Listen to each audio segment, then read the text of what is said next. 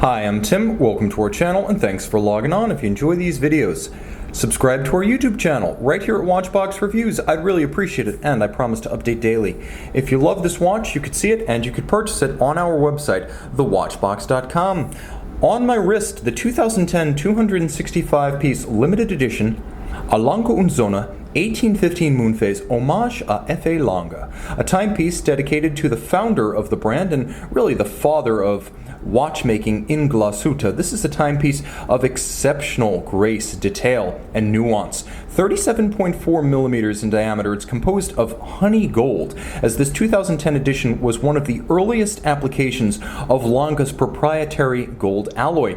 Paler than yellow gold, honey gold is also harder with a silicon element that enables it to better resist scratches. The timepiece is wonderfully slender at 9.3 millimeters thick as I measure it, and it has a wonderfully compact 45 millimeter span across the wrist. The spacing between the lugs is 19 millimeters, so the watch in many regards is a traditionally sized men's dress complication.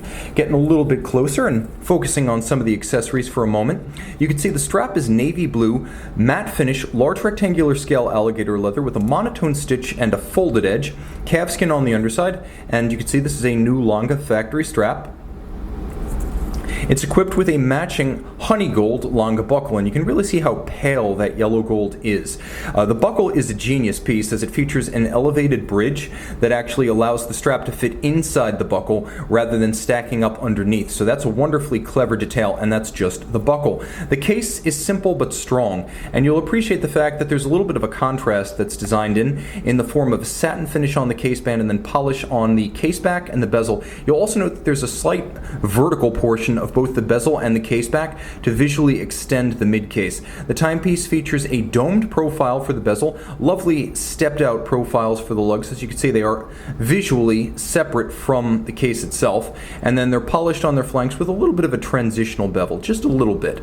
The bevel flares as it approaches the case. You can see that quite well. The bezel is domed. The dial is a rare use of rather florid guilloche on a Lange. Lange watches generally make sparing use of true rose-lathe guilloche on their dials, but that's exactly what you have right here. It's lovely, it animates the watch, and because of the unique finishing of this caliber, you can see that it's actually mirrored on the finish of the case back. Jumping back to the dial for a moment, I should mention that the dial is made of sterling silver. So the case is gold, the dial is solid silver, it's then galvanized the silver color you see here.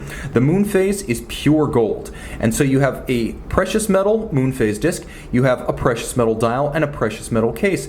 The watch has Arabic numerals, so you know it's part of the 1815 family. Saxonia is stick indices, and then Roman numerals would be the Richard Lange. So this is the 1815, and you can see there's a little flourish at each of the four corners, as well as a railroad-style track for reading the minutes of the fire-blued alpha-style hand. You can see they're not Dauphine, they are pinched at their center for a more graceful appearance. That's called an alpha-style hand. There's a little railroad track for the countersunken sub-seconds register, and caliber L943 here does feature stop seconds. Turn it all over and you can see this is actually caliber L9432.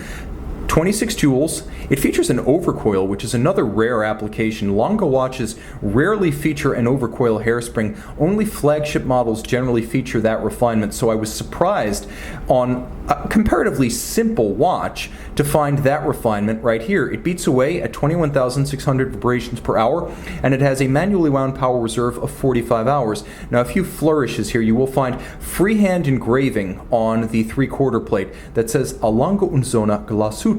Freehand engraved, so it's much like the half bridge for the balance, meaning no two of these watches, even within the edition of 265, no two are exactly alike. There is a sun ray stripe pattern that explodes out from the jewel at center, and then you can see there's a sort of pocket watch style damascening across the edge of the 3/4 bridge.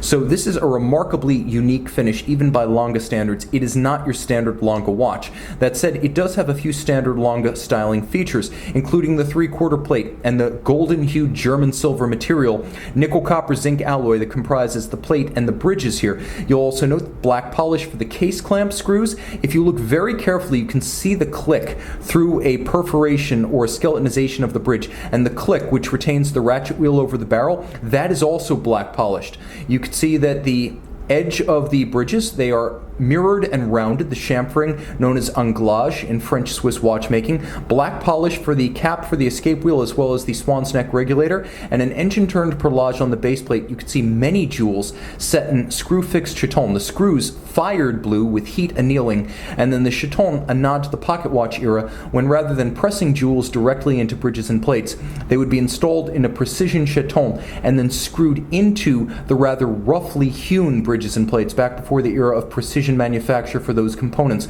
So this is basically like looking at a modern-day wrist-borne equivalent of a pocket watch movement.